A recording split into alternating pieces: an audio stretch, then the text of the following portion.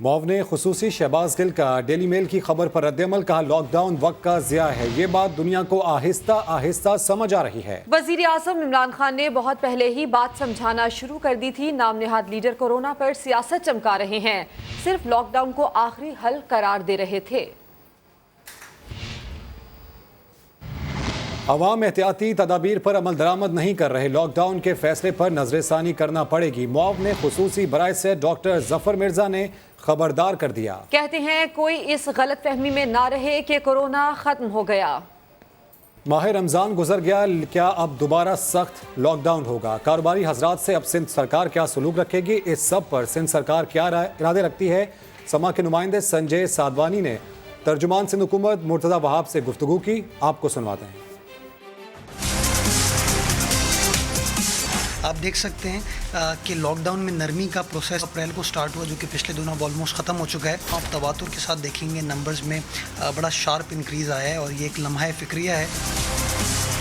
عید کے بعد جو صورتحال پیدا ہوگی، کیا سندھ دوبارہ لاک ڈاؤن کی طرف جائے گا؟ اللہ نہ کرے، میں تو آج بھی اللہ رب العزت سے میری دعا ہے، لیکن جو سمجھدار قومیں ہوتی ہیں وہ آگے کا سوچتی ہیں اور وہ بری سچویشن کے لیے بھی اپنے آپ کو پریپیئر کرتے ہیں۔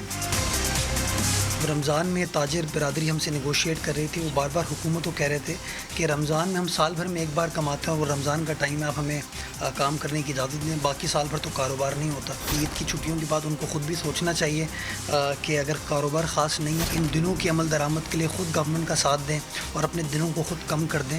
سپریم کورٹ کہہ چکی ہے کہ یہ ہم نے رمضان کے پیرائے میں، عید کے پیرائے میں فیصلہ دیا تھا اور عید کے بعد باقی فیصلہ کیا جائے گا۔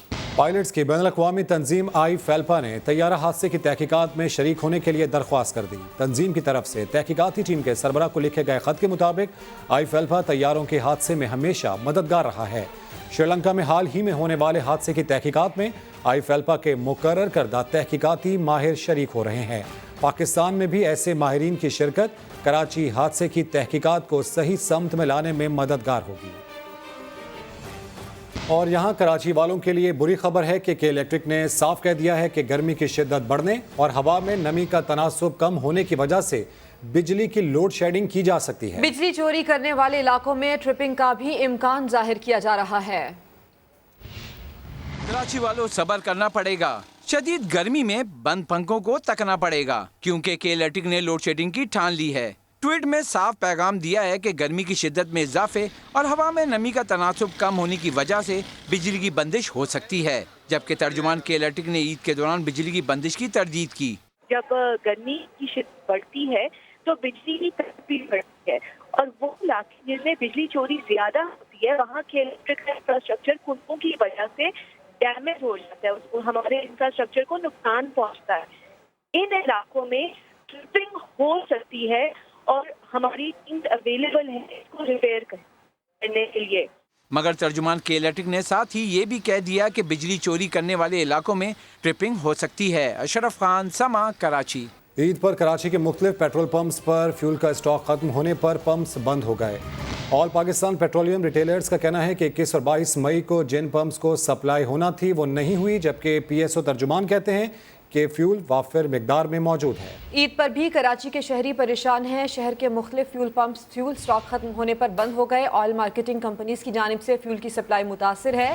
ممبر آل پاکستان پیٹرولیم ریٹیلرز ایسوسی ایشن کا کہنا ہے کہ حکومت فوری فیول کے کرائسس کا نوٹس لے۔ ترجمان پی ایس او کا کہنا ہے کہ فیول کا وافر مقدار میں اسٹاک موجود ہے۔ کیماڑی ٹرمینل سے فیول کی سپلائی بلا تعطل جاری ہے۔ مزید خبریں ہوں گی بلیٹن کا حصہ، لیکن ایک بریک کے بعد۔ سما کے ساتھ رہیے۔ بلیٹن میں آگے بڑھتے ہیں۔ قومی اسمبلی کے سابق اسپیکر اور مسلم لیگ نون کے رہنما سردار ایاز صادق نے طیارہ حادثے میں شہید ہونے والے پائلٹ سجاد گل کے اہل خانہ سے تعزیت کی۔ میڈیا سے گفتگو میں نیب کے کردار پر بھی شدید تنقید کی۔ لاہور سے دیکھیے سدرا غیاث کی رپورٹ۔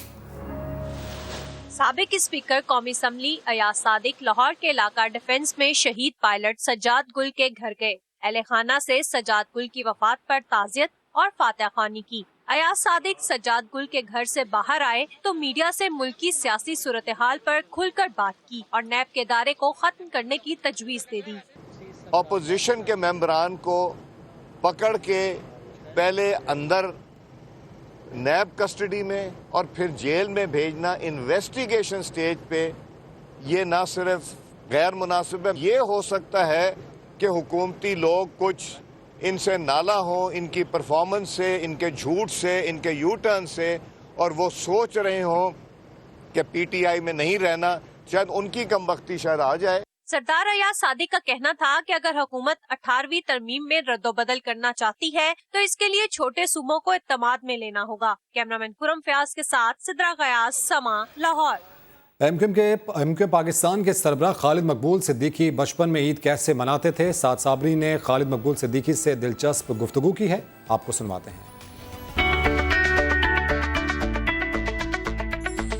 आज हमारे साथ मौजूद हैं एमक्यूएम पाकिस्तान के कन्वीनर खालिद मकबूल सिद्दीकी साहब। खालिद साहब, ये बताइएगा कि जब ईद आती है तो बच्चे ईदी जमा करने के लिए बड़े जतन करते हैं और बड़ों के आगे पीछे घूम रहे होते हैं, आपकी भी ऐसी कई ईदें गुजरी होंगी, तो कुछ उस हवाले से बताइएगा। भी रहा और लोता था, तो मुझे ज़्यादा तको-दो नहीं करनी पड़ी इस हवाले से, और शायद कभी पैसे गिनने की आदत भी नहीं पड़ सकती है अभी तक, लेकिन एंजॉय ज़रूर करते हैं और दोस्तों को भी हर तरह से। इस ईद पे जो एक आलमी वबा आई हुई है, तो इस ईद के हवाले से अगर आप जो कोई पैगाम देना चाहें। हम सब के इल्म में है कि ये इस वबा का इलाज नहीं है, एहतियाती इसका इलाज है। तो अगर हम अपना और अपने घर वालों का इंफरादी तौर पर एहतियात कर लें तो ये खुद ब खुद कौन एहतियात करते हैं। ईद के दिनों में कोई ना कोई शख्स ऐसा दिल के ज़रूर करीब होता है जो कि ईद वाले दिन अगर ना हो तो बहुत ज़्यादा याद आता है। आपकी ज़िंदगी में ऐसी कौन सी शख्सियत है जो ईद के दिन आपको याद आती है? मेरे वालिद साहब का 3-4 साल पहले इंतकाल हुआ है, वो भी हर ईद पे ही हमें याद है। पूरी ज़िंदगी साथ रहे हैं, तो इस तरह के तमाम लोग मेरे बहुत करीब के साथी थे जो शहीद भी हुए और या इंतकाल कर गए, वो भी याद आते हैं। और कई ऐसे रिश्तेदार हैं जिनको ख़ास तौर पे ईद के दिन हम बहुत बुरी तरह मिस करते हैं। और ख्वाहिश थी कि ईद कार्ड देने की, लेकिन कभी किसी को दे नहीं सका। पाक सरजमीन पार्टी के सरबराह मुस्तफ़ा कमाल कहते हैं, सियासत में आने के बाद ईद कब आती है, कब चली जाती है, पता ही नहीं चलता। समा के नुमाइंदे मोहम्मद अली हफीज़ ने मुस्तफ़ा कमाल से मीठी ईद पर गैर सियासी बातें की हैं, आपको दिखाते हैं।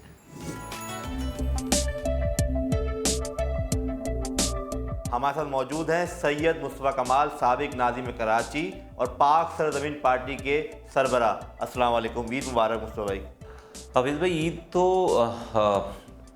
अच्छी गुजरी, नो कंप्लेंट्स, और इसलिए अच्छी गुजर रही है इस तरह से कह लूँ। उसकी मैं थोड़ी सी एक्सप्लेनेशन दे दूँ। एक तो जो सेलिब्रेशन वाला जो मूड है ना, वो तो अब शायद हमारी ज़िंदगियों में नहीं रहा। अल्लाह ताला एक बम्पर पैकेज देता है ना आपको रमज़ान में, गुनाहों के से माफ़ी के हवाले से और जो सवाब के हवाले से, कि आप नमाज़ें पढ़ रहे हैं, आप जो है वो जो आमाल कर रहे हैं, उसका बड़ा जो है वो एक पैकेज डील है अल्लाह ताला की तरफ से। बहुत ज़्यादा उसको ज़्यादा बढ़ चढ़ के उसकी काउंटिंग है सवाब की। ये कोविड-19 है, फिर जहाज़ गिर गया, उसका दुख है, गम है, एक फ़ीलिंग है। बहुत सारे जानने वाले हैं, शहर के रहने वाले जिनको हम जानते हैं, जिनकी फैमिलीज़ के लोग उस जहाज़ में थे, तो वो सेलिब्रेशन तो नहीं है। वो कहा जाता है ईद तो बच्चों की होती है, तो आपका ही बचपन गुजरा, तो कोई ईद का ऐसा वाक़या, कोई ईदी वसूली का कोई ऐसा जो आपको अभी तक याद हो? मेरे जहन में वो चेहरे हैं कि जो एक रूटीन से हटकर जो मेहमान आ जाते थे ना, तो उसका एक अलग से समझे कि बोनस ईदी आ जाती थी। और वो फिर वो अगर कोई हैवी पॉकेट वाले आ जाते थे, खुले डुल्ले वाले, तो वो फिर वरना एक रूटीन जो चला आता था, जो जानने वाले सारे थे, तो उनसे हटकर तो वो एक कुछ चेहरे मुझे याद हैं, वो याद रहती चीज़ें। कपड़ों के ऊपर बड़ी ज़िद होती थी, जो मुझे समझ में आ जाए, एक दफ़ा पसंद आ जाए तो शॉप पे, तो फिर मैं कहता था भाई अब इससे गर्ज नहीं है कि भाई वालिदैन की जेब में पैसे हैं नहीं हैं। तो मुझे अच्छी तरह याद है, वालिद साहब हमें 2-3 चक्कर इधर उधर कि ये देख लो, ये देख लो, ये देख लो, हम कहते नहीं भाई वही। तो फिर घर आ जाते थे, अच्छा भाई, फिर अगले दिन जाकर फिर वही उन्हीं कपड़ों को जो हमने सेलेक्ट किया होता था वो ख़रीदाया जाता था। ड्रेसिंग का ख़ास ख्याल रखते हैं आप? तो ख़ुद कपड़े लेते हैं, तैयारी करते हैं, या घर वाले किसी की ज़िम्मेदारी है ये? मेरी मिसेस की ज़िम्मेदारी है, अब तो ये सारी उन्होंने ज़िम्मेदारी उठा ली है सारी, उसको पता है सारा। और मेरा एक सेट पैटर्न है, सेलेक्टेड लोग हैं, सेलेक्टेड शॉप है, और मेरा जो है वो मुझे बिल्कुल जाना नहीं पड़ता, मैं जाता नहीं हूँ। मुझे नहीं याद है कि मैं आखिरी दफ़ा کب جو ہے وہ شاپنگ کرنے جاؤں گا. میں گیا ہی نہیں شاپنگ کرنے یہاں تو کم سے کم. اور بقیہ یہ کہ گھر والوں کے ساتھ بھی میری کوئی گھر والوں کی ذمہ داری نہیں ہے کہ میں مسز کو لے جاؤں گا شاپنگ پہ یا بچوں کو لے جاؤں گا شاپنگ پہ.